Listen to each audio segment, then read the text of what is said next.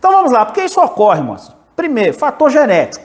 Pode ser que geneticamente você tenha uma produção deficiente, por exemplo, de dopamina. Então isso pode ocorrer.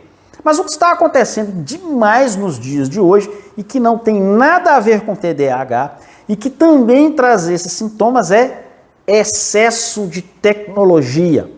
As crianças, principalmente as crianças e os adolescentes, estão passando 4, 5, 6, 8, 10 horas no celular, no computador. E isso, meus amigos, traz todos esses sintomas. A impaciência, a agitação, dificuldade na hora de dormir, deficiência de memória, falta de foco, falta de concentração, principalmente falta de foco e de concentração daquilo que não é ligado no celular, na tecnologia. Então, a criança ou o adolescente, na hora de estar jogando o joguinho dele, tem total concentração e total foco. Vai fazer outra coisa, vai para a escola, perde a concentração, perde o foco. Isso não é TDAH, isso é excesso de tecnologia. Então, muita atenção. Você está passando muito tempo no celular, muito tempo no computador? Cuidado, esses sintomas podem estar vindo daí. Mas existem também deficiências de determinados nutrientes que podem também causar esses sintomas. Por exemplo, deficiência de tirosina, deficiência de complexo B. O complexo B é importantíssimo na fisiologia do cérebro. A deficiência, principalmente da B6, da B12 e da B3, podem também causar esses sintomas.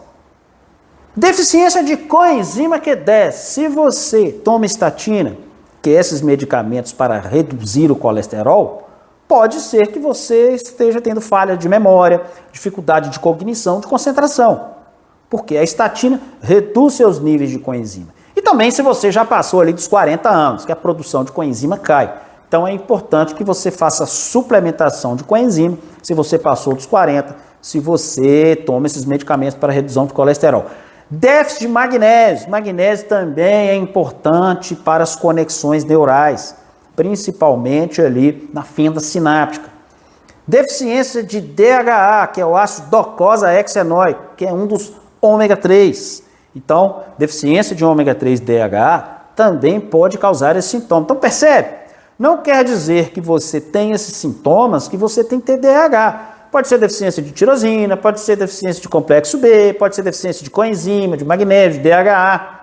Então é importante que você também esteja atento à suplementação dessas substâncias. Algumas condições, algumas doenças também podem causar esses sintomas. Por exemplo, a última pandemia que nós tivemos, existia uma síndrome, depois que a pessoa tinha a doença, que não pode falar o nome aqui no YouTube, que adivinha esses sintomas, né? Deficiência de falta de memória, dificuldade de raciocínio, de cognição. E uma coisa muito importante que está acontecendo muito hoje em dia também, é um processo conhecido como disbiose, que não tem nada a ver com TDAH. A disbiose é um processo de inflamação do nosso intestino e aí a flora fica prejudicada. E aí tem um problema, meus amigos. 50% da dopamina é produzida no intestino. Então, se você tem um intestino disbiótico, um intestino inflamado, um intestino com uma flora ruim, você vai produzir pouca dopamina. Então, percebe? Não é uma questão genética, isso está acontecendo demais. Não é uma questão genética, não é que você está produzindo pouca dopamina por uma questão genética, mas sim por um intestino inflamado. E esse intestino inflamado aumenta a sua inflamação subclínica e vai inflamar lá o seu receptor, onde atua a dopamina. Ou seja, dois problemas: produz menos dopamina e ainda inflama o receptor. E aí, infelizmente, muitas pessoas são diagnosticadas de forma errada com TDAH e estão usando aí a Ritalina, principalmente, né?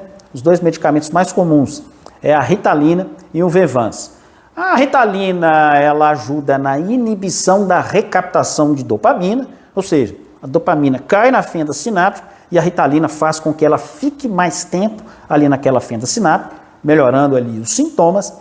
E o Vivance também atua na recaptação tanto da dopamina como também da noradrenalina, além de estimular a produção desses neurotransmissores.